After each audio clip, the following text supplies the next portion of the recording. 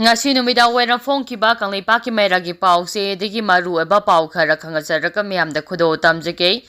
Churachandpurda curfew manungda security na flag march setuna akanba ngak sembagi thaurang laukhatkhrei Churachandpur district makha tana pamdaba hingsa gi thodok tholaktanaba district administration gi maikeidagi additional district magistrate Thangboy Gangtena Bantia Naya Sanita BNSS ki subsection 163 gi makhada curfew thamlakhiba adu ngasi ayupung 3 tagi nungthil pung 3 makhai phawba komthokhrei curfew komthoklingai manungda Churachandpurda pamdaba thodok thokhiba leite dukan thong hangnakhibaga loinana kaithel kanake miyamna su mahausagum thoknaraktuna nomada changdaba yadraba pochai leinake security force ki maikeidagi su pragma satuna akanba section thorang lokhatki haire jomi student union kaukiba matam kaktaba tote shutdown gi khongjang adu hauji phawbagi oinadi handokpa leitre tote shutdown amadi curfew manung oirabasu CBSC na lawba exam singdi aduma pangthokki haire amaromda district administration gi maikeidagi ngasi ayupung 3 tagi nungthil pung 3 makhai phawba curfew komthokkiba aduda district asigi Kangbai Samuramlal amade Sangai Kok subdivision gi saruk singde curfew komthokkiba leite haire makha tarapa pauda Supreme Court ki judge mangana Manipur gi irang gi phibam yengsinaba lakadoriba asida kanglup khudimakna support tawbiyu ke Megasandra waye bisa chathagadoriba judge amabu Meetei ni haiduna Churachandpurda sangba yaroi haba wapham asi aikhoi punamak ki mangjabani hairaduna Supreme Court ki judge mangana Manipur gi hauji oiriba irangi phibam yengsinaba lakadoriba kongsat asida kanglup phurup khudimakna support tawbinaba Manipur Pradesh Congress Committee MPCC ki president ke Megasandra na appeal tawrakle ngasi Imphal gi BT Road ta leiba Congress babanda pangthoba pawgi mifam amada ke Megasandra na pawmisingda hai All India Congress Committee AICC gi oina lising ani ga sumna kunga taruk ki January kunga taruk fawba sathagadaba year of the Organization of Congress Party organization reorganization gi thabak chathanabagi manungsanna Manipur Pradesh Congress Committee ki maikeidagi wapham kaya thamke mahakna hai lakliba March 18 District Congress Committee gi President sing Delhi da chatuna party organization singi manungsanna pangthokadaba meeting singda saruk yagane loinana lakadoriba April 9 da Guwahati gi Ahmedabad ta extended CWC member gi meeting asidana India gi state amadi union territory khudimaki president state in charge amadi Congress Legislative Party ki leader sing saruk yagane mathang numit tang 8 dana AICC gi member sing gi oiba mifam pangthokani haike party reorganization asida booth level dagi hauraga block level Congress Committee District Congress Committee PCC level frontal cell amadi MPCC gi office labor sing su saruk yagani haina so ke Megasandra na pawmi sing da phongdokke nakalamaramda lakliba March 19 da Supreme Court ki judge mangana Manipur gi iranga mari lenyana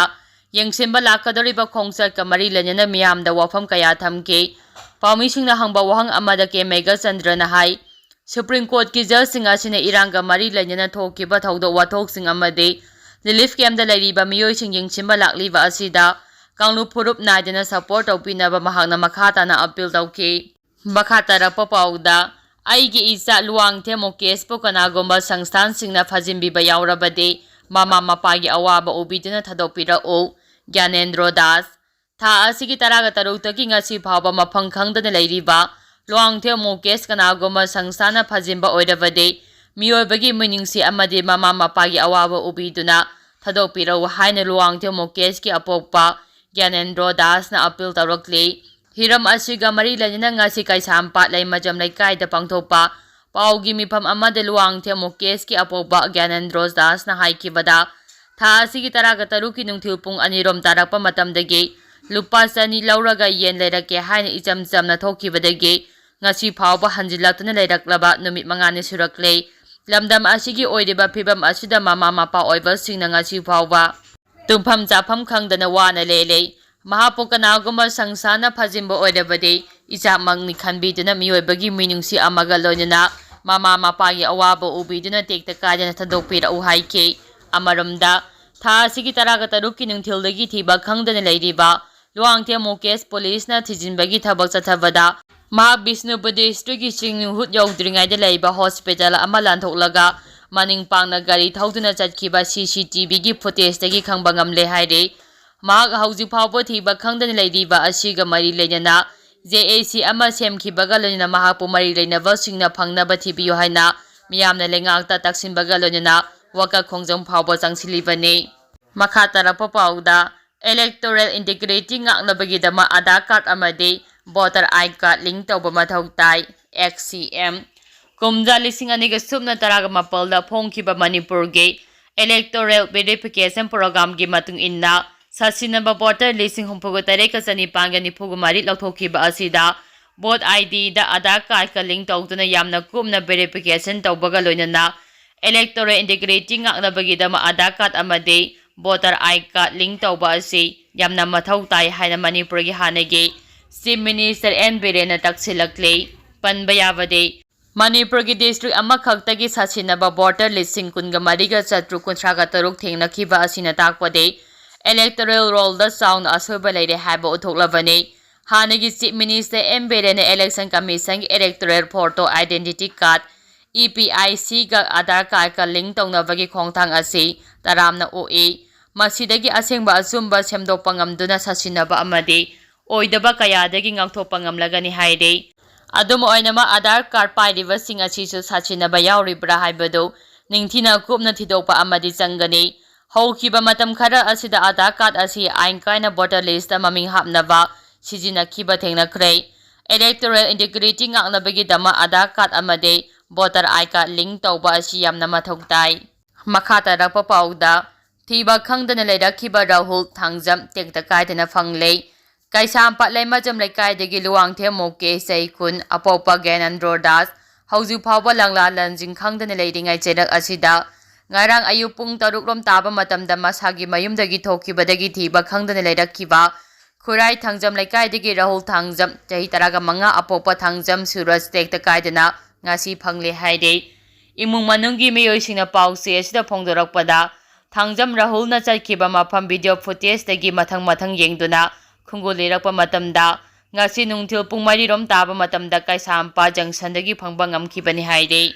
makha tarakpa pauda gari na thombadagi ama leikhidre JAC semkhre Honda Activa scooter ama thauduna lakpa miyoi ama uchiwa thamba khongda masak khangaudaba gari achoba amana thombadagi mafam adumakta da leikhidre haire press na phangba pau amagi matung inna thaudo asing ngarang numidang pung 7 makharom tabada thokibane Lebak thiba thaudo adude laikhidraba miyoi adude thauba laisang them uwangba tabadagi asem mai muzai yangkhagi mathoi apopa laikhidraba asem iboton kawi haire mahangna ngarang Kaksing district ki manung chana leiba yangdongda mahaki machanupana lohongba ama yaurunabagi damak thilamlaba matungda yumtamna halapagi lambida lebak thiba thaudo adu thokibane thaudo tofam aduda mayang Imphal police station ki osina lusingba team amaga forensic science team ama laktuna yingsilaba matungda laikhidrabagi haksang adu rims ki merel sangda thamkhre haire